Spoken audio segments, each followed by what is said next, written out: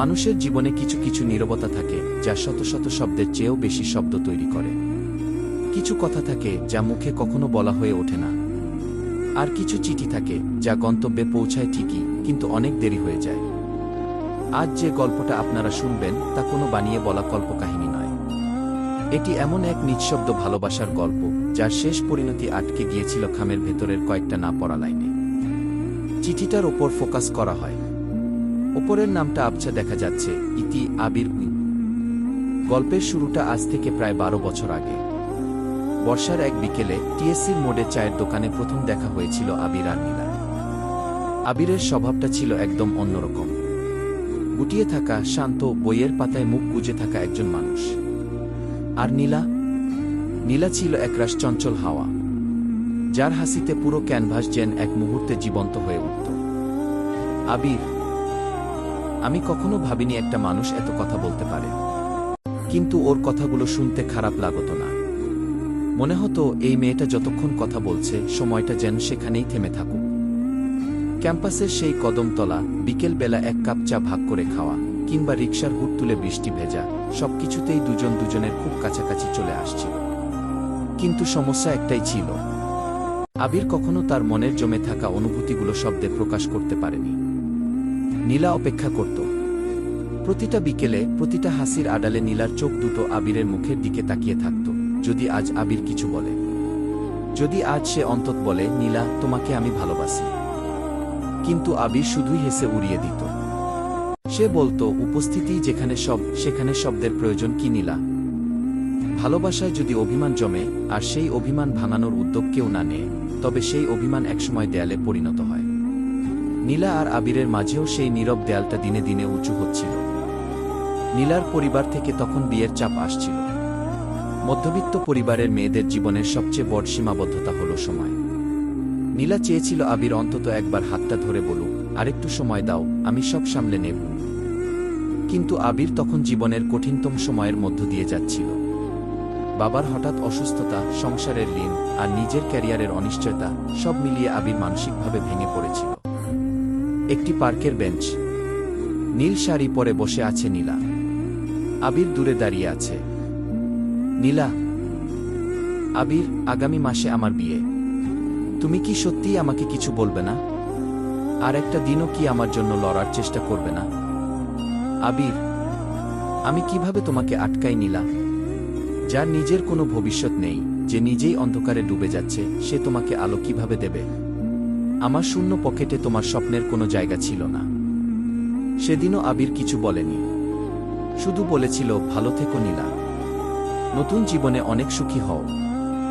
নীলা সেদিন চোখের জল মুছে উঠে দাঁড়িয়েছিল, আর কখনো পেছনে ফিরে তাকায়নি। আবির সেদিন বুঝেছিল কাউকে ভালোবেসে ছেড়ে দেওয়ার যন্ত্রণা কতটা ভয়ঙ্কর। নীলার বিয়ের আগের রাতে আবির নিজেকে আর সামলাতে পারেনি। যে কথাগুলো মুখে বলতে পারেনি তা সে কাগজের বুকে ঢেলে দেওয়ার সিদ্ধান্ত নেয়। সারা রাত জেগে আবির একটা চিঠি লেখে। এক দীর্ঘ চিঠি, যেখানে লেখা ছিল তার নীরবতার কারণ, তার দারিদ্র্যের কষ্ট, তার সমস্ত ভালোবাসা আর প্রার্থনা। আবির, প্রিয় নীলা, জানি এই চিঠিটা যখন তোমার হাতে পৌঁছাবে ততক্ষণে হয়তো তুমি অন্য কারো হয়ে গেছ। আমি কাপুরুষ, তাই তোমার সামনে দাঁড়িয়ে ভালোবাসার কথা বলার সাহস পাইনি। আমি ভয় পেতাম নীলা, তোমাকে আমার এই অনিশ্চিত, দুঃখের সংসারে টেনে আনতে ভয় পেতাম। তুমি ভাবতে আমি তোমাকে ভালোবাসি না?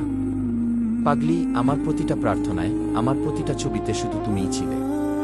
কিন্তু আমার শূন্য পকেটের ভালোবাসার চেয়ে তোমার বাবার দেওয়া সুরক্ষিত ভবিষ্যৎ অনেক বেশি প্রয়োজনীয় ছিল। আমি শহর ছেড়ে চলে যাচ্ছি অনেক দূরে। হয়তো আর কোনোদিন দেখা হবে না, কিন্তু মনে রেখো, এই পৃথিবীতে যদি কেউ তোমাকে নিঃস্বার্থভাবে ভালোবেসে থাকে, সে এই আবির। ভালো থেকো নীলা, আমার অসম্পূর্ণ ভালোবাসাকে ক্ষমা করে দিও। চিঠিটা খামে ভরে পরদিন সকালে আবির তার এক বন্ধুকে দিয়েছিল নীলার হাতে পৌঁছে দেওয়ার জন্য। কিন্তু নিয়তির নিষ্ঠুর পরিহাস দেখুন, সেই বন্ধুটি চিঠিটি সময়মতো পেছাতে পারেনি।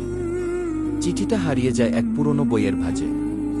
আর আবিরও সেদিন বিকেলে ট্রেনে অজানা উদ্দেশ্যে শহর ছেড়ে চলে যায়। সময় গড়ায় তার নিজস্ব নিয়মে। 12টি বছর কেটে গেছে। নীলা এখন সংসারী, এক সন্তানের মা।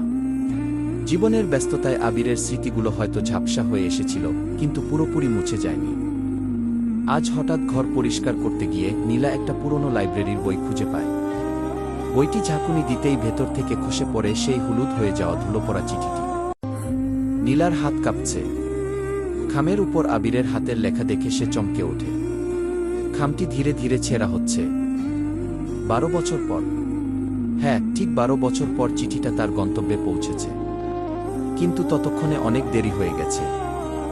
নীলা চিঠিটা পড়তে শুরু করে। যত সময় গড়ায় নীলার চোখ থেকে জল গড়িয়ে পড়তে থাকে কাগজের উপর। কালিগুলো ধুয়ে যেতে থাকে, ঠিক যেমন ধুয়ে গিয়েছিল দুটো জীবনের সমস্ত স্বপ্ন। নীলা, তুমি এতটা বোকা কেন ছিলে আবির? আমি তো তোমার কাছে কোনো রাজপ্রাসাদ চাইনি। আমি শুধু তোমায় চেয়েছিলাম।